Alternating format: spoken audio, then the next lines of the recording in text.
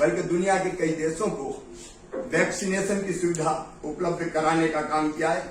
माननीय प्रधानमंत्री जी, आपदा को अवसर में बदलने की प्रेरणा भी आपसे मिलती है। कोरोना की आपदा में ही आपने आह्वान किया आत्मनिर्भर भारत। आत्मनिर्भर भारत जैसे ही आपने आह्वान किया, हमने तत्काल आत्मनिर्भर मध्य प्रदेश की कल्पना की। मैं नीति आयोग को धन्यवाद देना चाहूंगा।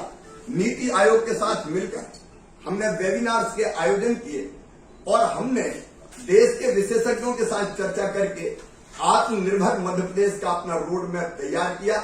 उसके 4 प्रमुख आधार स्तंभ है: भौतिक अधोसंरचना, शिक्षा, स्वास्थ्य, सुशासन, रोजगार और अर्थव्यवस्था।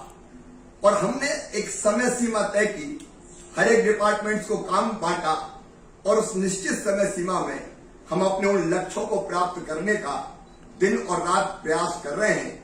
अभी नीति आयोग ने जो 6 सूत्रीय एजेंडा देश के सामने रखा है और मुझे प्रसन्नता है, मैं नीति आयोग को इसके लिए भी धन्यवाद देना चाहूंगा कि उन्होंने राज्यों के साथ व्यापक विचार विमर्श करने के बाद उनकी आवश्यकताएं, प्राथमिकताएं जानकर ये 6 सूत्रीय एजेंडा बनाया है।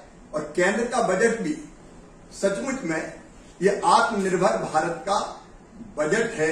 और एक बात आपने माननीय प्रधानमंत्री जी ने जो कही वो बिल्कुल सही है कि पहले बजट केंद्र का और राज्य का एक साथ आता था तो राज्य काल्पनिक बजट ही प्रस्तुत कर पाते थे, लेकिन हम अपना वास्तविक बजट बना रहे हैं। मैं केवल एक चर्चा अपने साथी मुख्यमंत्रियों से जरूर करना चाहूंगा कि इस बजट की लाइट में हम अपना बजट तो बना रहे हैं, लेकिन कुछ काम हम ऐसे तय कर सकते हैं कि हम कुछ लक्ष्यों को सारा देश एक साथ प्राप्त कर सके।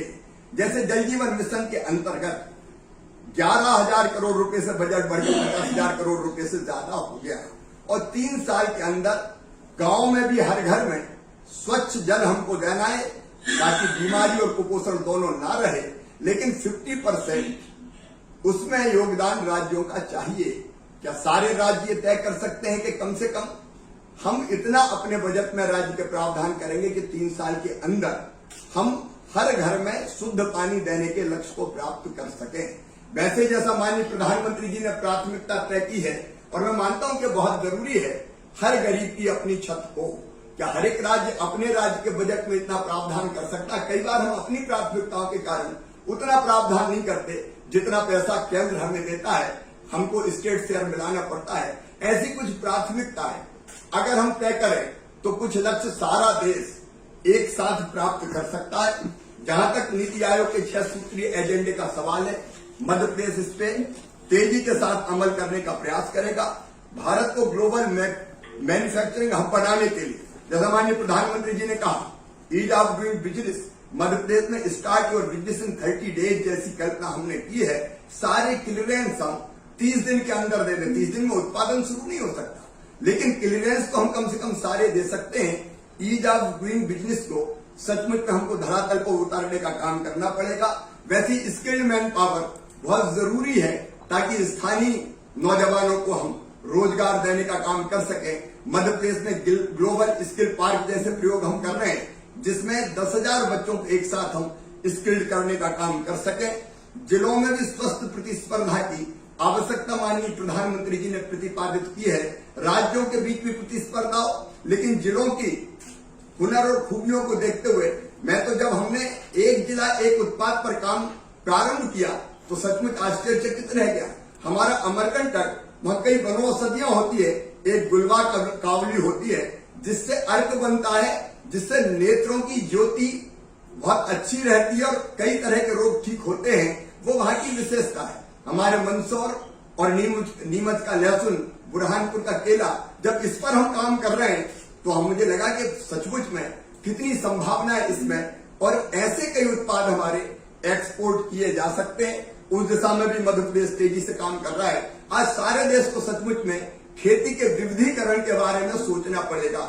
ये तीनों जो कृषि कानून है, मैं सचमुच में इनको बहुत क्रांतिकारी मानता हूं, क्योंकि मध्य प्रदेश में एपीएमसी एक्ट हमने केंद्र के एक्ट बनाने के पहले ही हमने एपीएमसी एक्ट में संशोधन कर दिया था। मध्य प्रदेश में हम एमएसपी पे खरीदी भी कर रहे हैं।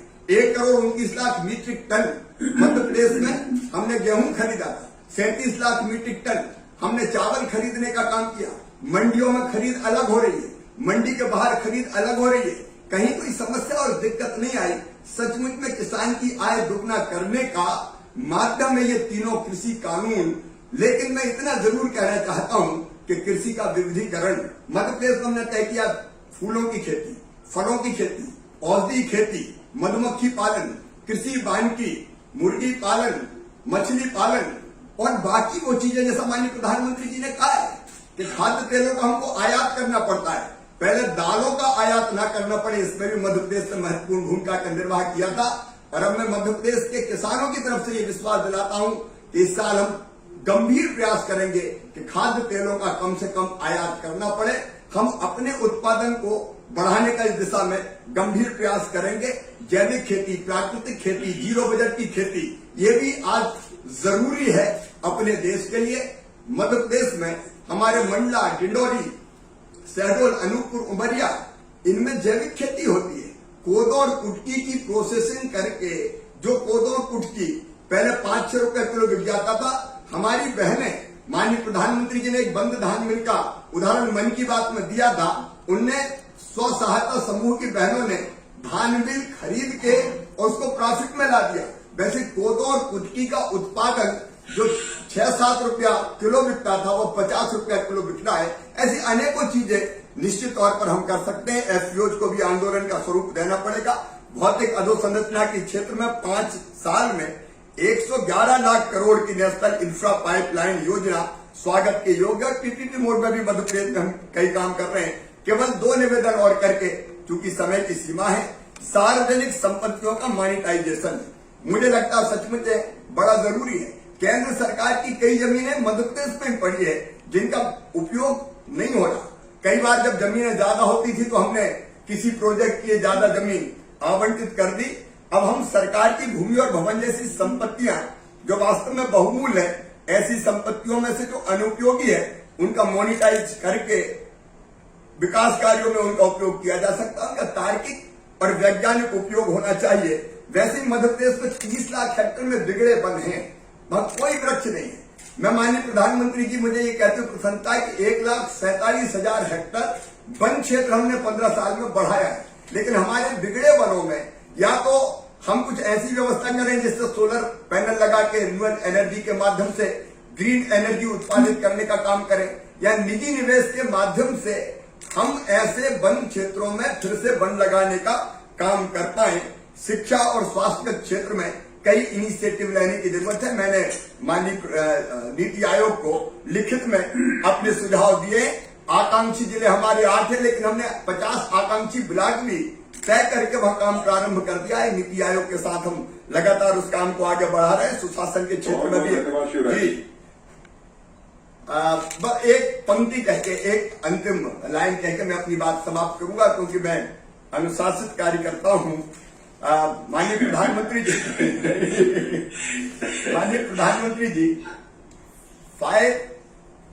ट्रिलियन का जो टारगेट 24 तक हमको प्राप्त करना अर्थव्यवस्था का, मध्य प्रदेश इस साल 10 लाख करोड़ की जीडीपी के लक्ष्य को पार कर लेगा।